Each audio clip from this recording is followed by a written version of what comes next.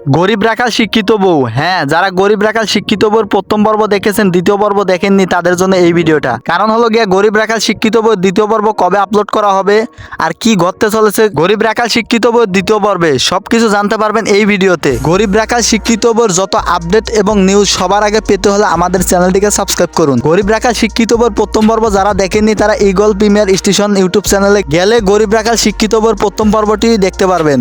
এখন আমরা গরিব রাখাল শিক্ষিত বউর দ্বিতীয় পর্ব নিয়ে আলোচনা করব। আমরা প্রথমেই জানবো গরিব রাখাল শিক্ষিত বউর প্রধান চরিত্রে অভিনয় করতেছে কে, কি তার পরিচয়। গরিব রাখাল শিক্ষিত বউর প্রধান চরিত্রে অভিনয় করতেছে ইফতেখার ইফতি, যার নাম রাখা হয়েছে করিম। সৎ মায়ের সন্তান হওয়ার কারণে তাকে গরিব রাখাল বানিয়ে রাখা হয়েছে। আর নায়িকা হিসেবে প্রধান চরিত্রে অভিনয় করতেছে আফরিবা খান মুমু, যার নাম রাখা হয়েছে আসমা, যে কিনা করিমদের বাড়িতে কাজের মেয়ে হয়ে কাজ করতেছে। গরিব রাখাল শিক্ষিত বউর প্রথম পর্বে আমরা দেখতে পেলাম করিমের সাথে অনেক অত্যাচার করতেছে তার সৎ মা এবং সৎ ভাইয়েরা। আর তাদের সৎ ছোট ভাইয়েরা করিমকে রেখে আগেই বিয়ে করে নেয়। করিমের ছোট ভাইদের বউ করিমের সাথে অনেক ভালো ব্যবহার করে এবং তাদের সৎ ভাই এবং সৎ মা যে খারাপ ব্যবহার করে তারও প্রতিবাদ করার চেষ্টা করে। করিম সৎ মায়ের সন্তান, সেজন্য করিমকে রাখাল বানানো হয়েছে। করিম রাখাল হলেও সৎ মায়ের সন্তান হলেও করিমের বাবা কিন্তু একজনই। তাই তো করিমের বাবার যত সম্পত্তি আছে সব করিম এবং করিমের ভাইরা ভাগ করে নিবে, 3 ভাগে ভাগ করে নিবে। যখন ভাগ করে নিবে তখন দেখতে পারবে করিমের ভাইয়েরা যে করিমের এত সম্পত্তি, সে কৃষি কাজ করে আবাদ করে অনেক ভালোভাবে সুখে সংসার করা শুরু করবে। আর করিমের সৎ ভাইরা কৃষি কাজ করবেও না, জমিতে ফসল ফলাবে না, সেজন্য তাদের অনেক খারাপ দিনকাল কাটবে। তারপর তারা ষড়যন্ত্র করবে এবং ষড়যন্ত্র করে করিমকে গ্রাম ছাড়ানোর ব্যবস্থা করবে। করিমের আর কিছু করা থাকবে না। এই সব কিছু নিয়ে গরিব রাখাল শিক্ষিত বউ দ্বিতীয় পর্ব দেখতে পারবেন। যাই হোক, গরিব রাখাল শিক্ষিত বউ নাটকটি আপনাদের কেমন লাগে কমেন্ট বক্সে জানাবেন।